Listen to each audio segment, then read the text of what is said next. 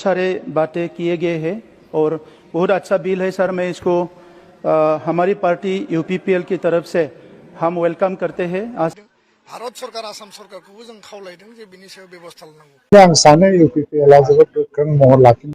दिल्ली पार्लियामेन्टआवहा थांनानै मा बुंहैखौ प्रमोद बर' सार। खुलुमबाय लोगोफोर, वेलकाम टू रमास अफिसियेल इउट्यूब चेनेलाव नोंथांमोनखौ फिन खेबसे बरायनानै हरनाय थानाय जाबाय। नैबे समाव नोंथांमोननि खाथियावहा मोनथाम आपडेट लानानै फैदों। बे मोनथाम आपडेटआ जोबोद इम्पोर्टेन्ट जानो थांगासिनो। भिडिअ क्लिपखौ नोंथांमोना कमप्लिट नायबालामायनि मिथिनानै मोनगोन। मानगोनां इउपीपीएल दोलोनि प्रेसिडेन्ट प्रमोद बर' सारा मैयायो दिल्ली पार्लियामेन्टआवहा फैनानै बर' हारिनि थाखाय 6 शिड्युल आरो बिटिसिनि थाखाय जोबोद खौरां बुंनायखौ जोङो नुनो लागि मोनदों पार्लियामेन्टनि गेजेरावहा। लोगोसेनो दिपेन बर' सार दान्थे बिदान्थे सनितपुर डिस्ट्रिक्ट आरो बिश्वनाथखौ गामि सुसननायखौ लानानै बिथाङाबो मिडियानि गेजेरजों फोरमायदों। नोंथांमोना भिडिअ क्लिपखौ नायनो हागोन।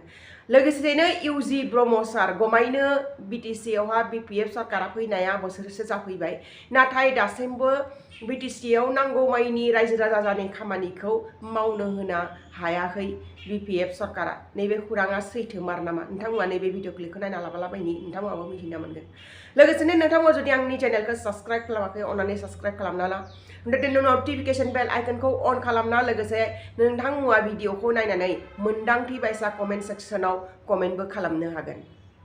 रीजनल कंसर्न सर, बहुत सारे बातें किए गए हैं और बहुत अच्छा बिल है सर। मैं इसको हमारी पार्टी यूपीपीएल की तरफ से हम वेलकम करते हैं। आज यूपीपीएल के फाउंडेशन डे भी है। हम देश के प्रधानमंत्री जी को मैं धन्यवाद देता हूं और हमारे लॉ मिनिस्टर बैठे हैं, मैं बहुत बहुत बधाई देता हूं। सर, मेरा रीजनल कंसर्न यही है, I urge the government to examine the establishment of regional benches of the supreme court. This has been recommended by the Law Commission and the National Commission to review the working of the Constitution.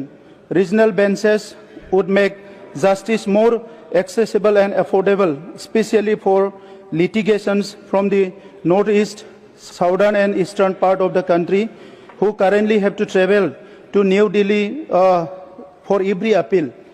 तो यही एक concern है सर कि जो regional level Pay हम लोग को बहुत प्रॉब्लम होता है, हर केसेस में, हर अपील में दिल्ली आना पड़ता है। तो इसीलिए जो हम लोग को अगर रीजनल बेंचेस के बारे में इसको एग्जामाइन करें, ये बहुत अच्छा होगा सर। बहुत बहुत धन्यवाद। माने जिफोर गामिया आद्रा थागोन बे बिटिसिआव बिटिआरआव गासै गामिया हाबनायनि उनावसो बर' कसारि काउन्सिलाव बियो माने थांनायनि लामाया गेवगोन।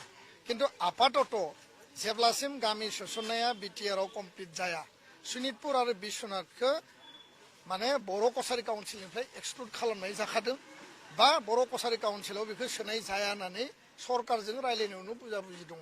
दा बेखौ माने आग्रां बारस' सोरनिबा माने थुनज्लायनायाव, सोरनिबा इनिसियेटिभआव सनितपुर बिश्वनाथनि गामिखौ बर' कसारि काउन्सिलाव नटिफाइ खालामनो थाखाय भेरिफाइ खालामनायासो बे दुखुनांथाव।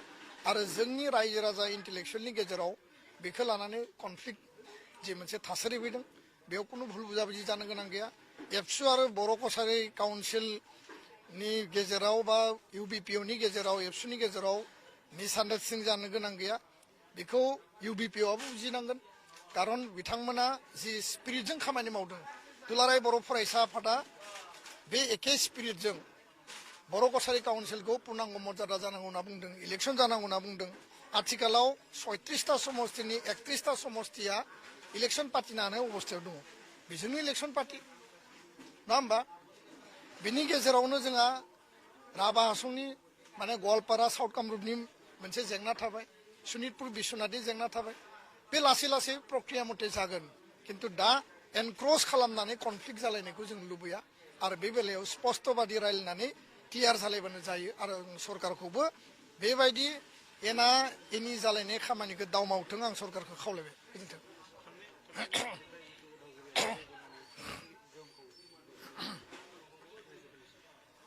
मैया आरो दाख्लैनिफ्राय जोबोद अखा हादों, दिनैबो हादों।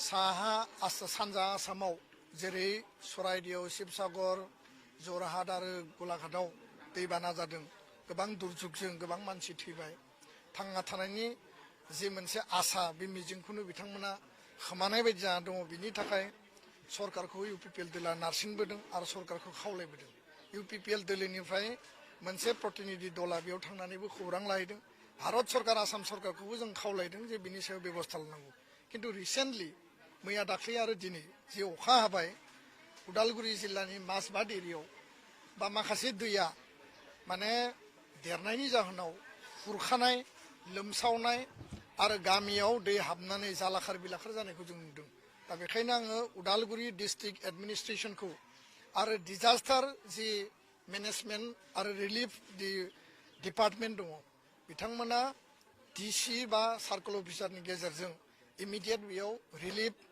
बा रिहेबिलिटेसन इमिडियेट रेस्किउ बा जिखिनि बेयाव नांगौ बेबस्था खालामनांगौ दङ जाहाथे रावनिबो सुबुंनि जिउआ खहा जाया जिब जुन्थु खहा जाया धन सम्पति खहा जाया बिनि थाखाय बेबस्था लानो थाखाय आङो डिस्ट्रिक्ट एडमिनिस्ट्रेसन खावलायदों इउपिपिएलआ जोबोद गोख्रों महर लाफिनदों दा प्राइमारि पर्यायावबो वर्कारफ्रा जेरैबायदि गोसो होनानै खामानि मावबाय थादों दा फैगौ समाव इउपिपिएलआ जोबोद मोनसे गोख्रों माने महर लागोन जों बे आङो दा मोनसे राजनैतिक बिबाद लानानै बाथ्रा बुंनो सानाखैमोन नाथाय दा जोंहा सेप्तेम्बर मासनिफ्राय लानानै दा हमनानै लादो बिटिसि बोसोरसेयानो जानोसै गोदान गभर्नमेन्ट बेनि गेजेराव खिन्थु परिस्थितिया बहुत चेन्ज जादों 5 बोसोरनि परिस्थितिया गैया सिचुएसन 5 बोसोरनि परिस्थितिया गैया बे 1 बोसोर जानायसेयावनो बहुत मानसिनि दावराव दावसि असान्तिमय मोनसे परिबेस ट्रेन्डफ्रा मोजां नङा जोंनि दाखालि फरेस्ट डिपार्टमेन्टनिफ्राय 2 नाम्बार दंफां हमनायनि नामाव सासे मानसिखौ गावथारबाय दा मिथिनायाव जों मा मिथिनो मोनखो बे एनकाउन्टार नङा दा बेनि सायाव तदन्तफ्रा मा रोखोम जालांगोन बिटिसिनिफ्राय जेरैबायदि नांगौ बायदि मोनसे इनिसिएटिभ लानो दरकार दङ जों नुवा नुदों दाखालि बिजिनियाव सासे स्पर्ट्समेनमोन इउपिपिएलनि मानसिमोन खिन्थु स्पर्ट्समेनमोन जीबानन्द बसुमतारी बेखौ सोरबा उदखारिफ्रा बुथारबाय हराव आरो बेनि सायाव मोनसे उचित बिसार नांगौ एक्सन नांगौ होननानै दिनै संगठनफ्रा आन्दलन खालामदों बेवहाय अबयसे राजनैतिक दलनि फारागखौ नायलायाखै बयबो जयैनो आन्दलन खालामदों दा बेफोर परिस्थितिफ्रा मोनसे मोजां संकेत नङा मोजां इन्डिकेसन नङा आरो बेखौ बोरै कन्ट्रल खालामगोन दानि बिटिसि सरकारा आरो बिटिसिनि दानि चिफ हाग्रामा महिलारिया गाव सम सम पाब्लिकफोरनि क्लियारिफिकेसननि थाखाय क्लियारिटिनि थाखाय भइस होनो गोनां स्टेटमेन्ट होनो गोनां नाथाय बेफोरखौ जों नुवाखै मा खालामनो दा बिटिसिखौ जोङो जिबायदि गाज्रि थासारियाव जों थांफिनहोनो हाया गभर्नमेन्टआ जायखिजाया कमिटेड जानांगोन पिसनि थाखाय आरो इउपिपिएलआ बे कमिटमेन्टखौ लानानैनो फैगौ समफ्राव अरायसम खामानि मावगोन